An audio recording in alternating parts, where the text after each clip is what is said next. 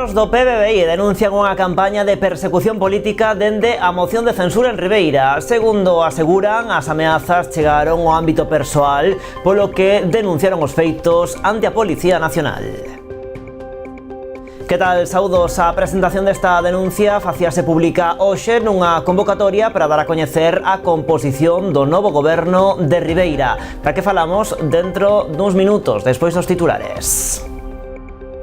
Unha vintena de proxectos recibirán axudas a través do Grupo de Desenvolvemento Rural Salnés Ullaumia na convocatoria 2025-2026. A entidade celebrou unha asemblea xeral onte na que se informou das propostas de aprobación destas achegas cun investimento total de 1,2 millóns.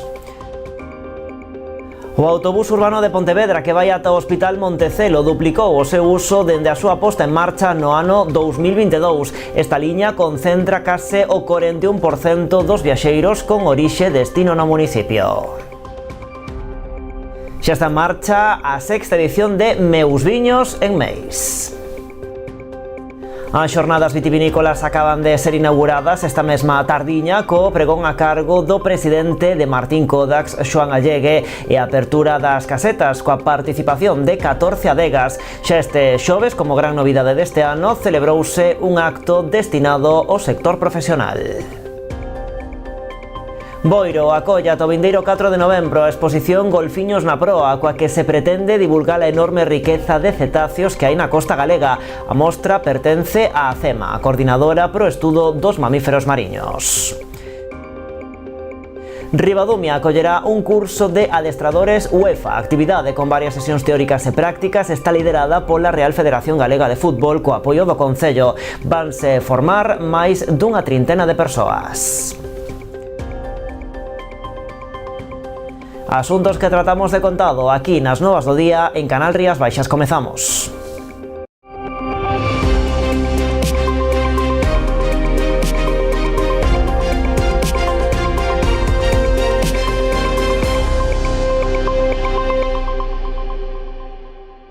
Antes de nada, arde en augas de Angola un palangreiro dunha coñecida casa armadora de Ribeira, aínda que de bandeira dese país africano. Por fortuna, toda a tripulación, na que había 4 mariñeiros galegos, 2 deles da capital Barbanzá, están a salvo. O buque, de nome noruego, de 28 metros de eslora, foi pasto das lapas. Polo de agora, á espera de que se abra unha investigación, descoñécense as causas que orixinaron o lume. O barco, que se dedicaba anteriormente á captura do peixe espada, cambiou de actividade para traballar o polvo, especie a que andaban no momento no que se produciu o incendio.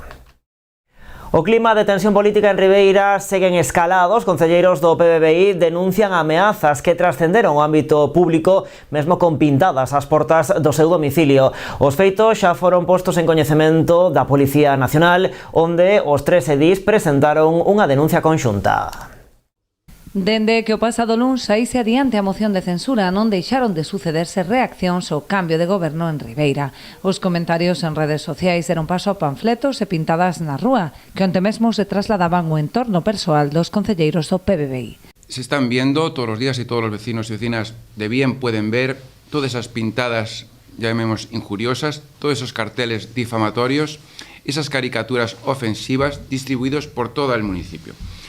Y para más, se ha traspasado todas las líneas y se han dirigido a las puertas, nunca mejor dicho, de domicilios particulares.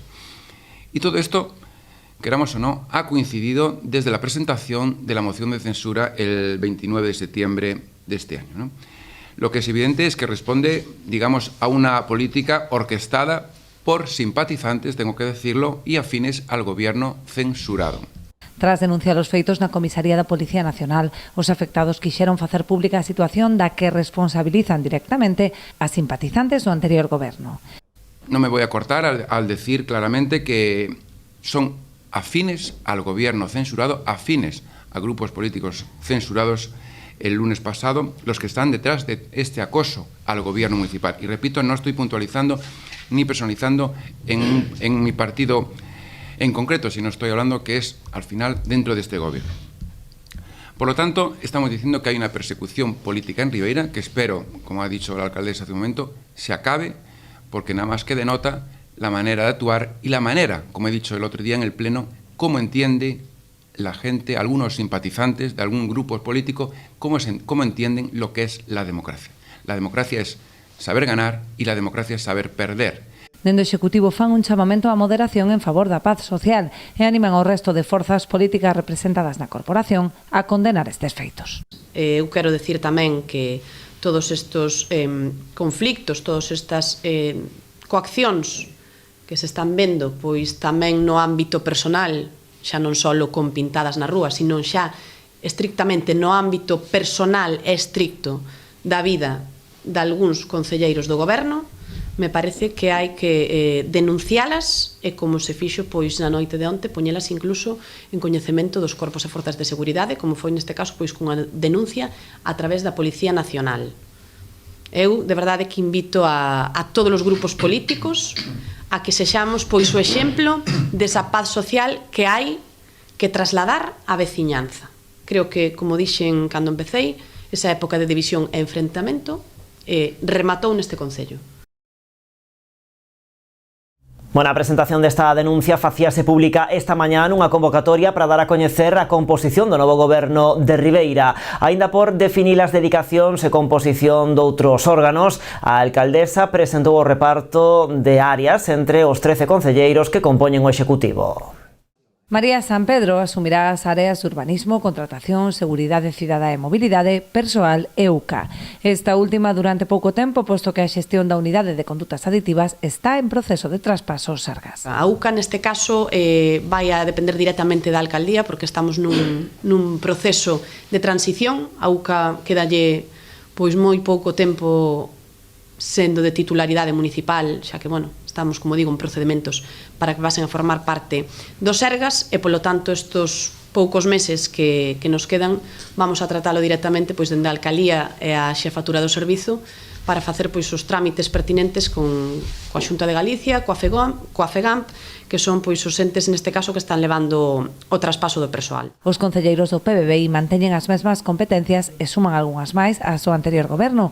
Vicente Mariño seguirá á fronte das delegacións de Servizos Sociais e Mercados, engadindo competencias en sanidade, parques e xardíns e desenvolvemento industrial. E vai asumir tamén unha nova responsabilidade que quixemos pois crear, poñendo o foco nun dos proxectos estratéxicos para este concello, como é o polígono industrial, e vai a estar ao fronte do que é pois ese concellería que llevamos a chamar de desenrolo industrial.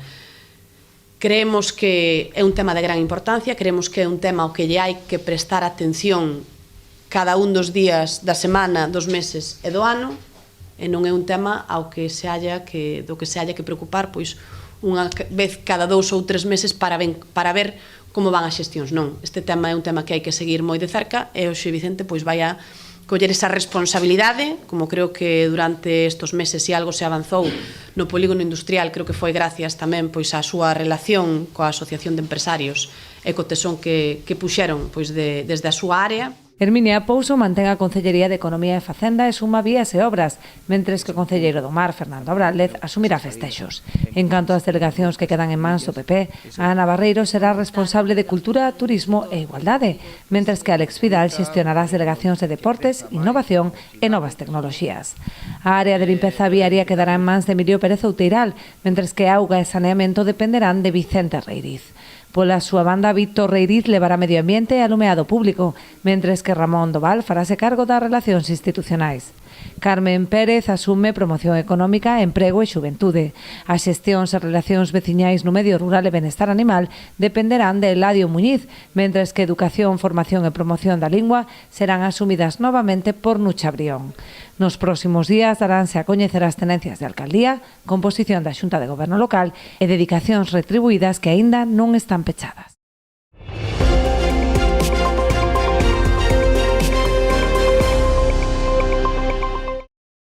Unha vintena de proxectos van recibir axudas a través do Grupo de Desenvolvemento Rural Salnés Ullaumia na convocatoria 2025-2026. A entidade celebrou onte a súa Asamblea Xeral na que se informou das propostas de aprobación destas achegas. Así, estas iniciativas recibirán axudas de 430.000 euros, mobilizando un investimento total de 1,2 millóns. Na listaxe hai proxectos de concellos, de entidades sociais e culturais e de emprendedores, con propostas innovadoras como a creación dunha biorrefinería ou dun crematorio para mascotas. Na convocatoria 2025-2026 do Grupo de Desenvolvemento Rural Salnes Ullaumia presentáronse 20 proxectos. Os escollidos repartiránse un total de 430.000 euros en axudas, mobilizando un investimento total de 1,2 millóns de euros. Creo que estamos no bo camiño de que cada vez máis se fala do GDR, cada vez máis a xente entende que este é unha ferramenta que aproxima os proxectos ao territorio e que, en definitiva, cumple o obxectivo xeral para o cal se creou, é dicir, para xerar empleo, fixar población ao territorio e tamén crear valor añadido no rural. Os máis numerosos foron os proxectos impulsados por entidades locais. Beneficiaránse destas achegas os concellos de Meis, Illa de Rousa, Caldas, Ribadumia, Moraña, Valga, Portas, Meaño, Cambados e Sanxenxo, con iniciativas que van dende a promoción turística e as enerxías renovables ata a valorización do patrimonio cultural. Unos ayuntamientos apostaron por la valorización de elementos patrimoniales, como son los cruceros, ese es el caso de la Illa y de Meis. Hay otros proyectos como el de Caldas, que tiene un puente romano y lo que quieren hacer es una iluminación un poquito más peculiar, más bonita. O sea, la están poniendo en muy buenas condiciones. En canto ás iniciativas presentadas por empresas ou autónomos, foron un total de 7 proxectos que soman máis dun millón de euros. 4 foron os escollidos para recibir unha axuda total de máis de 300.000. Os restantes quedan en lista de agarda á espera de novos fondos. Pero creo que nos debíamos marcar como reto, primeiro, contar, parece unha teima, pero sí con fondos suficientes que dean cabida a todos eses proxectos, que queden proxectos en lista de agarda significa que houbo un proxecto que tiña unha ilusión e que ten que quedar aparcado por falta de diñeiro e iso non deberá ocurrir. Entre as propostas escollidas están a modernización dunha carpintaría rural mediante tecnoloxía 4.0, un campamento turístico tipo glamping no concello de Cuntis, a creación dunha biorrefinería centrada na valorización de algas e mesmo un crematorio para mascotas. Estos proyectos están llevados por gente que está muy formada, aunque son gente que vive en el rural, tienen sus visiones de futuro. El tema del proyecto de las mascotas, del crematorio de las mascotas, está llevado a cabo por 2 veterinarios y por un ingeniero agrícola. El tema de la refinería de las algas está llevado a cabo por una chica diplomada, licenciada en farmacia. Dentro da tipoloxía de proxectos privados non produtivos presentados, o GDR destaca a proposta de axuda en favor da Asociación Unión Musical de Meaño. Presentou unha iniciativa para poñer en valor o patrimonio musical no concello e na comarca, a través da adquisición de instrumentos musicais e unhas tarimas para as súas actuacións. En Pontevedra, o autobús urbano que vai ata o Hospital Montecelo duplicou o seu uso dende a súa posta en marcha no ano 2022. Esta liña concentra case o 41% dos viaxeiros con orixe e destino no municipio. O concelleiro de Mobilidade presentou hoxe os datos de utilizacións das liñas de transporte público no municipio que demostran que o incremento no uso das principais conexións foi significativo nos últimos 3 anos. A liña 1, a circular que chega ata Monteporreiro, experimentou un aumento de case o 59%. En termos absolutos, a proxección para este ano é de máis de 206.000 viaxeiros fronte aos 130.000 de 2022. En canto á conexión con Montecelo, calcúlase que a finais de ano acadaránse os 338.000 viaxeiros, superando os 168.000 iniciais. Por día, este autobús transporta unha media de 930 viaxeiros. No caso da liña 1, son 568. Con estes datos sobre a mesa, César Mosquera tamén se referiu ás críticas do voceiro do PP ao transporte público no concello en xeral e o coche de punto en particular. O nacionalista convidou a Rafa Domínguez a impulsar unha alternativa dende a Deputación de Pontevedra, onde é vicepresidente. Que a Diputación ten moito máis fácil poñer un transporte no rural, incluso combinado con outros concellos, co concello.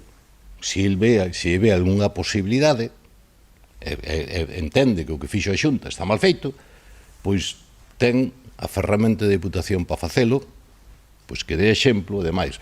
home, despois do éxito dos edificios centrais e demais, pois, me parece que vai ter difícil, pero, bueno, pero teno moito máis fácil. O Goberno rianxeiro ten intención de levar ao vindeiro pleno o proxecto para a construción do futuro centro de día no Pazo de Rianxiño. Rianxo en Común agarda poder obter o respaldo suficiente do resto de grupos con representación municipal na corporación para sacar adiante este proxecto. A actuación cun investimento de algo máis de 170.000 euros ten como finalidade o acondicionamento do Pazo para a súa posta en funcionamento como centro de día, que contará con ata 45 prazas. Dende o equipo de Goberno informan ademais de que o proxecto conta xa coa autorización da Dirección Xeral do Patrimonio Cultural. E, seguindo co seu planning de traballo, o Concello de Boiro informa do inicio da segunda quenda de roza en todas as parroquias do municipio. Os traballos están a desenvolverse actualmente na parroquia de Abanqueiro e faránse de xeito progresivo en todo o termo municipal.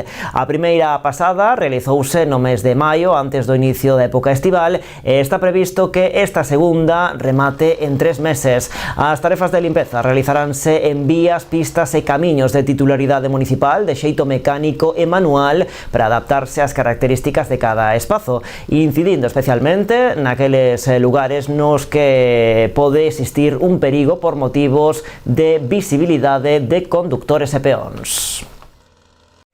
As persoas máis valentes da contorna están chamadas a participar no Samaín de Cambados. A volta da publicidade, coñecemos o que teñen preparado.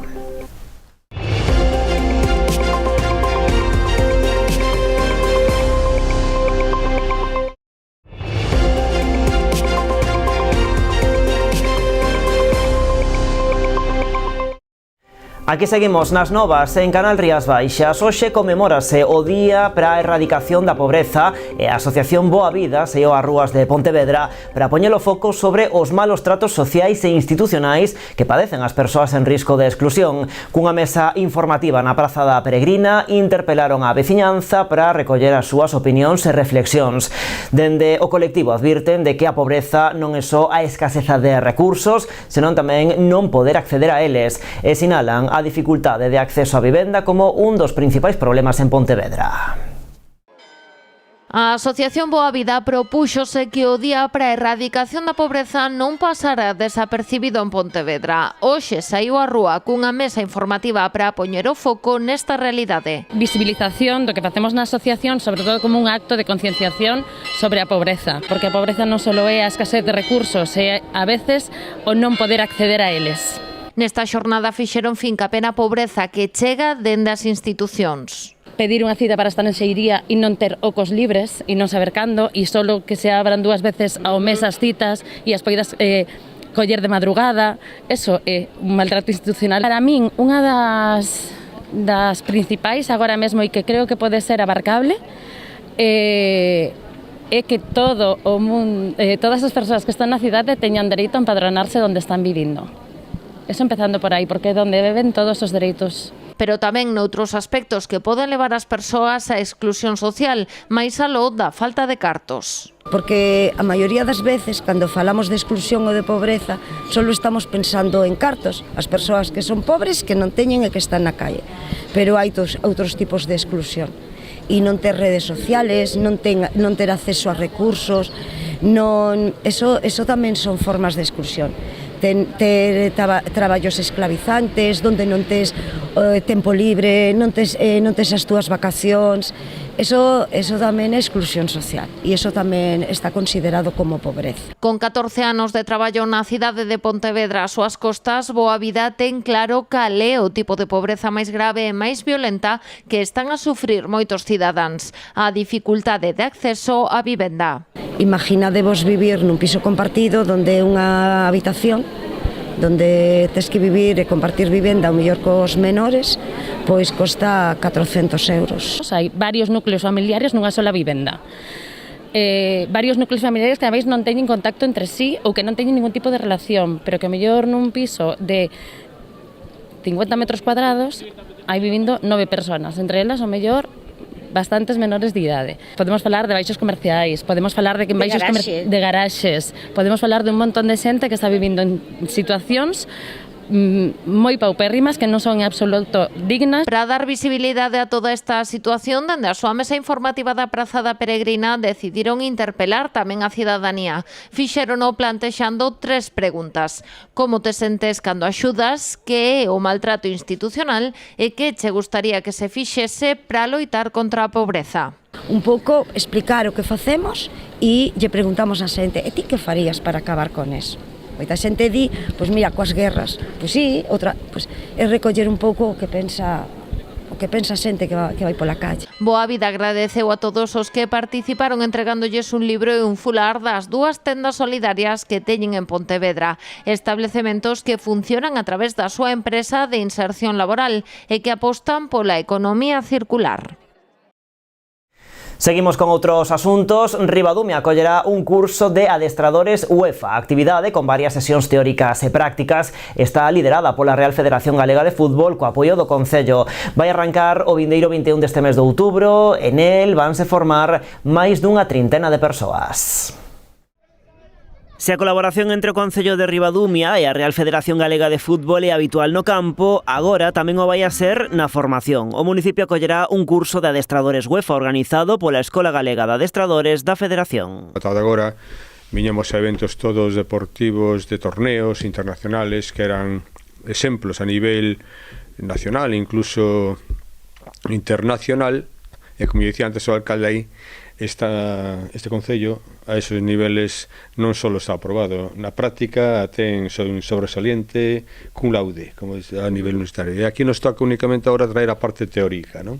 Que é o que nos faltaba do fútbol. O curso vai arrancar o vindeiro 21 de outubro con 7 xornadas teóricas e 3 prácticas ata o mes de marzo. Nos apostamos desde o primeiro día, ou tratamos de facelo, para que non só nas distintas delegacións da Real Federación Galega de Fútbol se poideran facer cursos, estábamos abertos sempre á posibilidade de que, reunindo unha serie de requisitos, sobre todo a cantidade de alumnos e alumnas necesarias para facelo, contar co apoio dun concello, en este caso de Ribadumia. E o curso conta cunha moi boa resposta por parte do público, acadando as 37 persoas inscritas. Que podamos formar a persoas que de alguma maneira queren ser entrenadores das distintas, categorías, máis que categorías dos distintos concellos da comarca, non?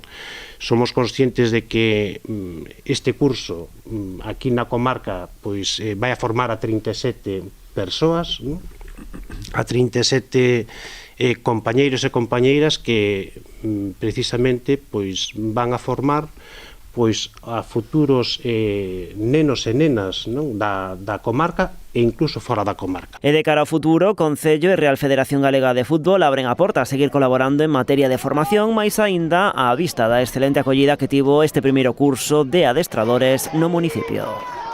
A Casa Consistorial de Boiro acolle dende hoxe ata o vindeiro 4 de novembro a exposición Golfiños na Proa, coa que se pretende divulgar a enorme riqueza de cetáceos que hai na costa galega. A mostra pertence á CEMA, a Coordinadora pro Estudo dos Mamíferos Mariños. Conta tamén co apoio da Deputación da Coruña.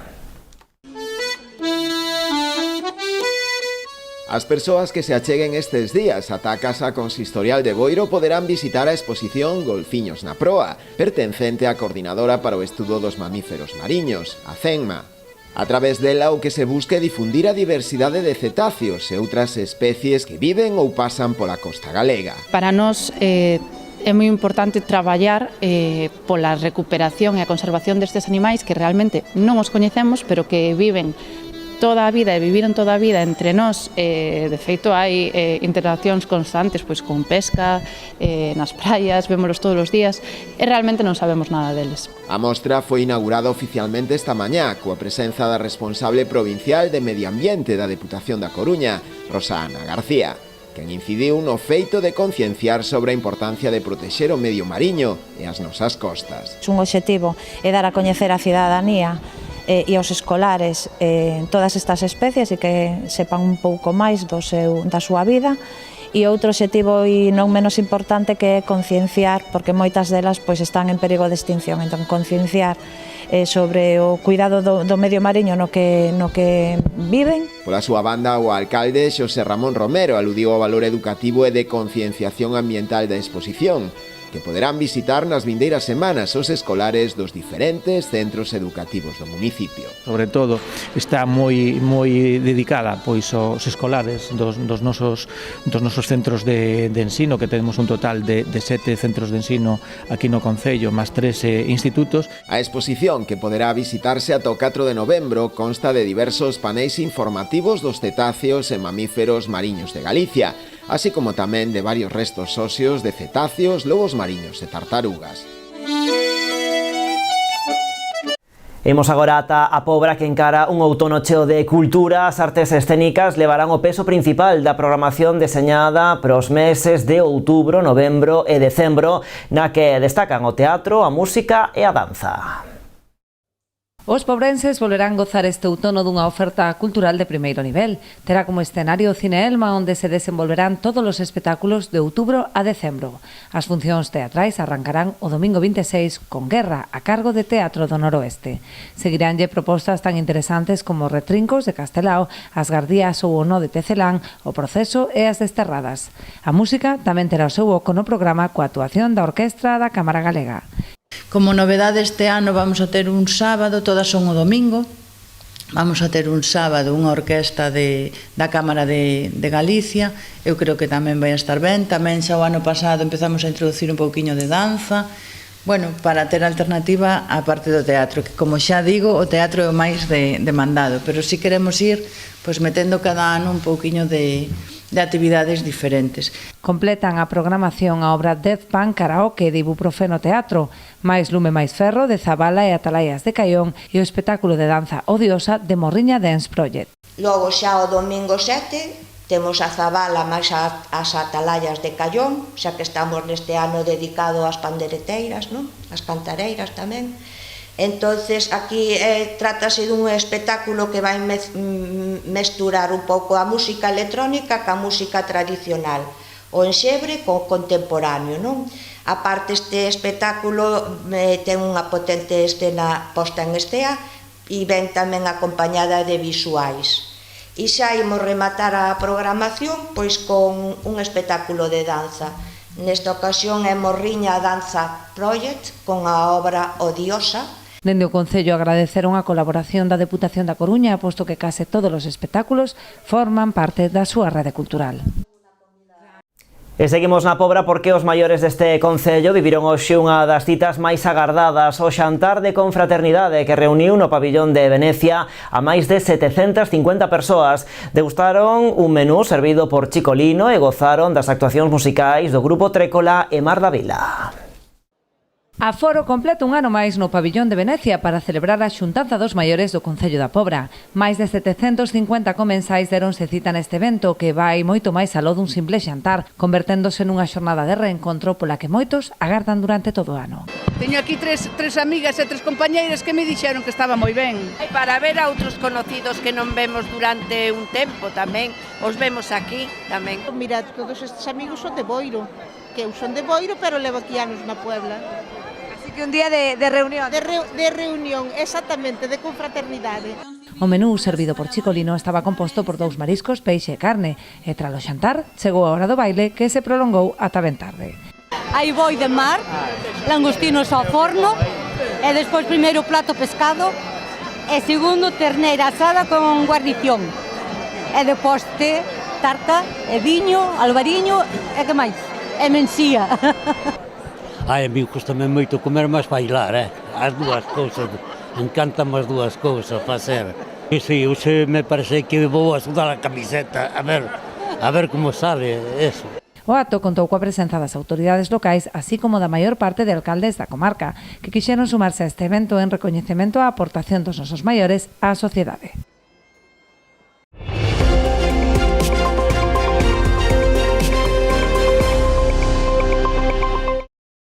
E o Gourmet Galego prepárase para a súa cita ineludible en Pontevedra os días 8, 9 e 10 de novembro. O recinto feiral acollerá unha nova edición e xa van 9 de Etiqueta Negra.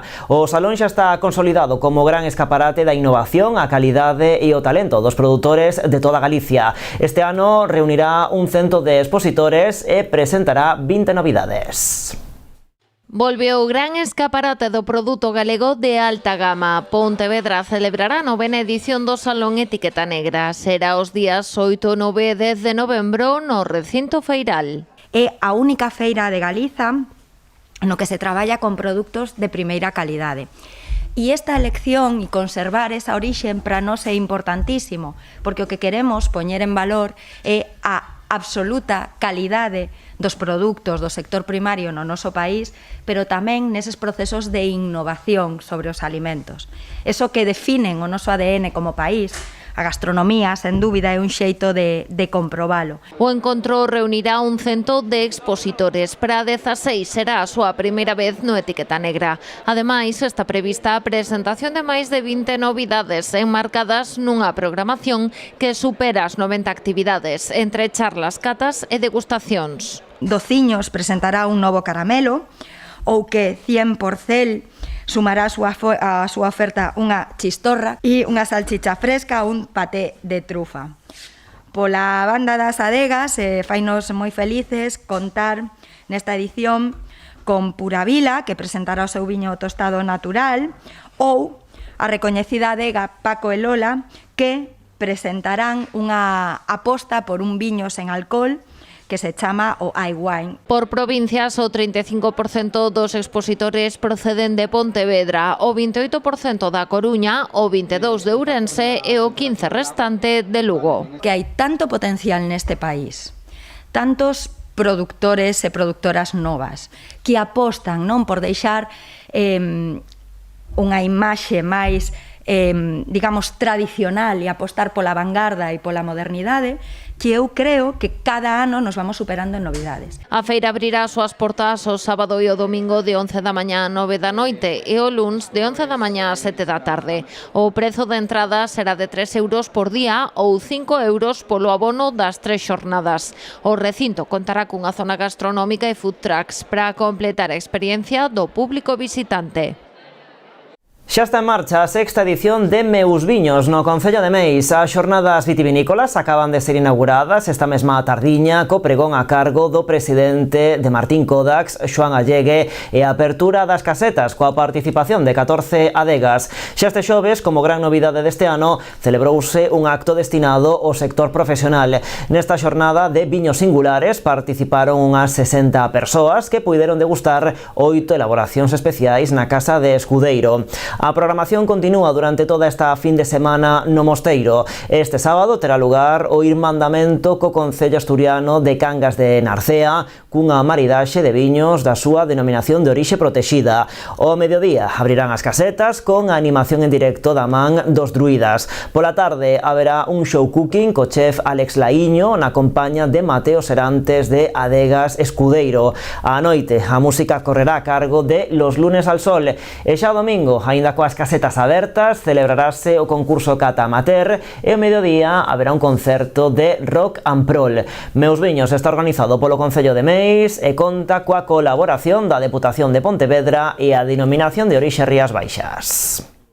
As persoas máis valentes da contorna están chamadas a participar no Samaín de Cambados. Hoxe, con moito humor, presentaron a programación deste ano. Vai arrancar o día 27 deste mes e prolongarase ata o 2 de novembro. Durante as 4 primeiras xornadas haberá actuacións terroríficas, arrepiantes, tremebundas e espantosas no Auditorio da Xuventude a cargo da Escola de Música e Conservatorio Elemental Municipais.